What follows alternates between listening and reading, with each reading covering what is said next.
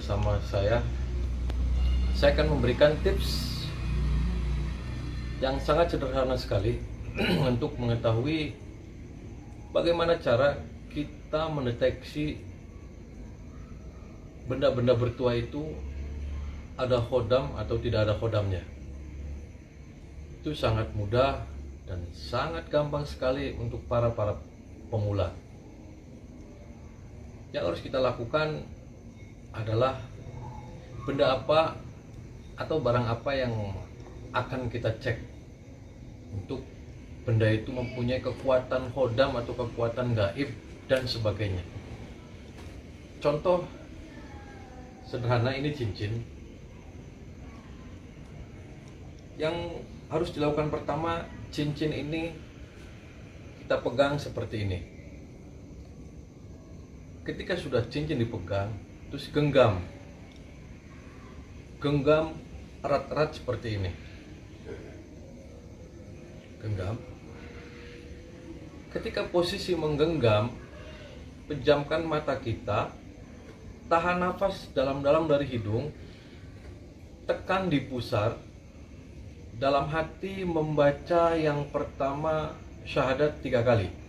Asyhadu an la ilaha illallah wa asyhadu anna muhammadar rasulullah, asyhadu an la ilaha illallah wa asyhadu anna muhammadar rasulullah, asyhadu an la ilaha illallah wa asyhadu anna muhammadar rasulullah. Yang kedua, membaca sholawat Nabi. Allahumma sholli ala sayyidina Muhammad, Allahumma sholli ala sayyidina Muhammad, Allahumma sholli ala sayyidina Muhammad.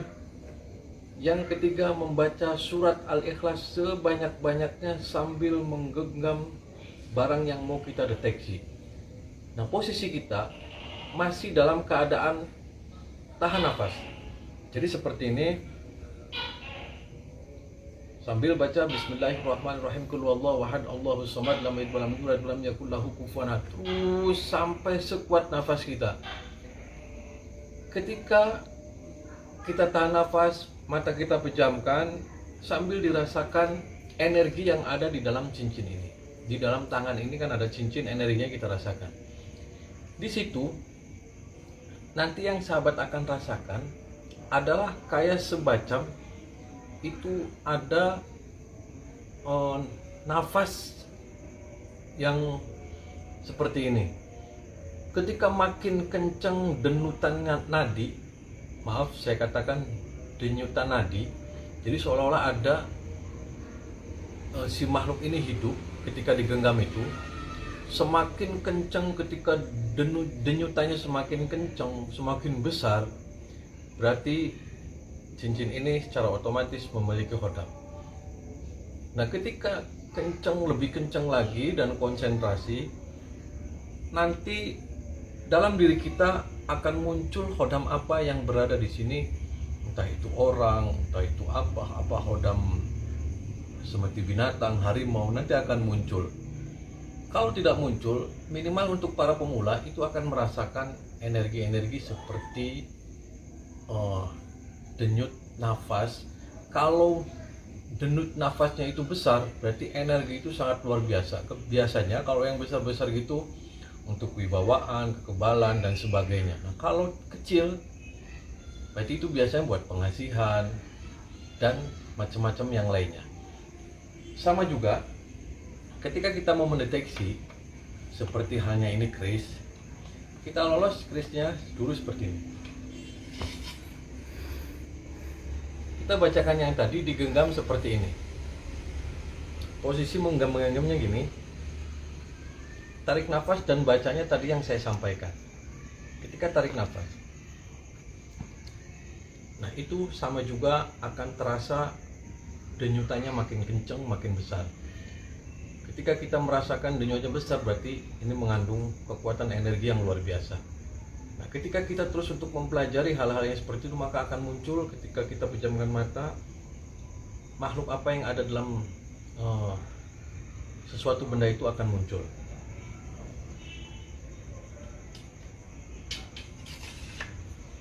Sama juga ketika sahabat, ini contoh azimat. Caranya sama seperti tadi. Ya Allah, dengan kekuasaan Al-Ikhlas, saya minta tunjukkan khodam apa yang berada di dalam barang yang saya pegang ini. Sambil membaca Qul huwallahu ahad, Allahus samad, lam yalid walam yulad, walam yakul lahu kufuwan ahad sebanyak-banyaknya. Nanti denutannya akan makin kencang dan juga akan terlihat makhluk apa yang berada di dalam ini atau ini dan garis ini. Itulah tips sederhana untuk bagi para pemula untuk mengecek bagaimana kita mengetahui sesuatu benda atau apapun yang mengandung kekuatan kodam. Mudah-mudahan bermanfaat, dan saya yakin untuk lebih jelasnya harus didampingi dengan orang-orang yang profesional. Jangan mencoba untuk melakukan sendiri, coba untuk didampingi orang-orang yang ahlinya untuk itu. Karena apa? Karena kalau kita tidak kuat, bisa akan jeda kepada diri kita sendiri. Mudah-mudahan manfaat. Wallahul muwaffiq ila aqwamit thoriq. Wassalamualaikum warahmatullahi wabarakatuh.